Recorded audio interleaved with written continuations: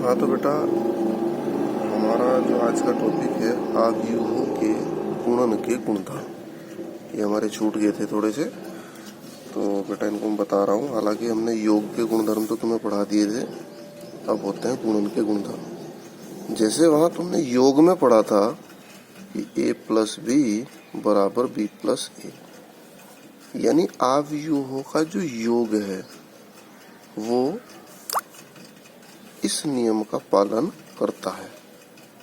ठीक है, क्रम विनिमय नियम का पालन करता है।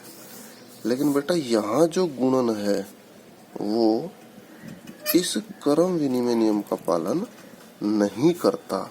यानी अगर आप a डॉट बी करोगे तो वो b डॉट a के बराबर नहीं आएगा, क्योंकि गुणा के लिए आपको कई सारी कंडीशन देखनी पड़ती हैं, ऑर्डर भी चेक करना पड़ता है, तो इसलिए ये क्रम विनिमय नियम का पालन नहीं करेगा।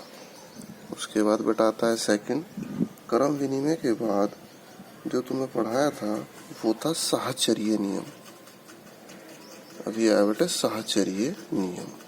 तो जैसे वहां योग में पढ़ाया था ऐसे ही यहाँ मतलब तुम्हें कंडीशन पता होनी चाहिए साहचर्य की होती क्या है। ऑटोमेटिकली बदलती रहती है, योग है तो योग के हिसाब से हो जाएगी, गुणा है तो गुणा के हिसाब से हो जाएगी। तो बेटा साहचर्य मैंने तुम्हें दिखवाया था कि ए बी सी तीन आव्यूह समान कोटि के हैं, तो ए की गुणा बी सी में कर लो, या फिर पहले ए बी की गुणा कर लो फिर सी में कर लो, तो कोई दिक्कत वाली बात नहीं है।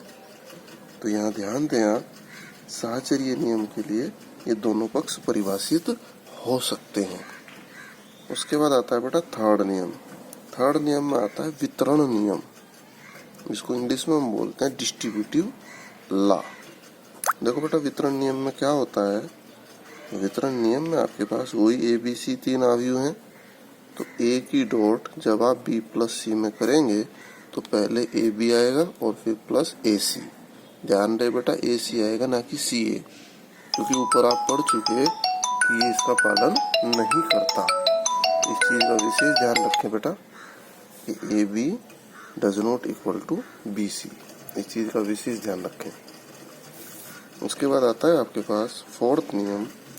फोर्थ में आया आपके पास गुणन के तत्समक का अस्तित्व। फोर्थ में आता है आपके पास गुणन के तत्समक का अस्तित्व। गुणन के तत्समक का अस्तित्व।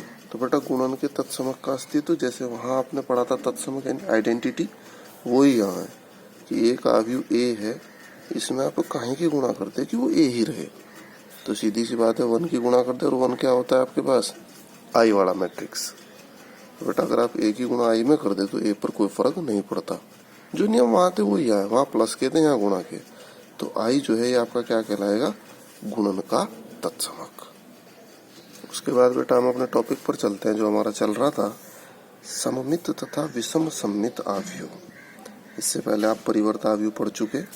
परिवर्त आव्यूह क्या होता था, एक आव्यूह ए है, अगर उसका आप डैश कर दें यानी उसकी पंक्तियों को उठा के स्तंभों में कन्वर्ट कर दे तो वो क्या कहलाता था आपका परिवर्त आव्यूह।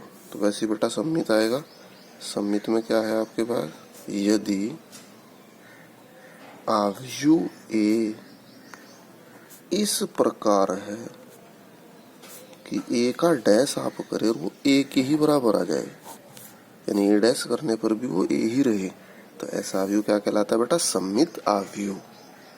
यानी इसको आप मैथमेटिकली लैंग्वेज में भी लिख सकते हैं कि अगर आपके पास ए जो है वो क्या है, ए आई जे, और ऑर्डर कितना है इसका m बाई n, तो अगर आप ए का डैश करें तो ए का डैश करने पर क्या आएगा आपके पास, अंदर वाले कन्वर्ट हो जाएंगे हमारे पास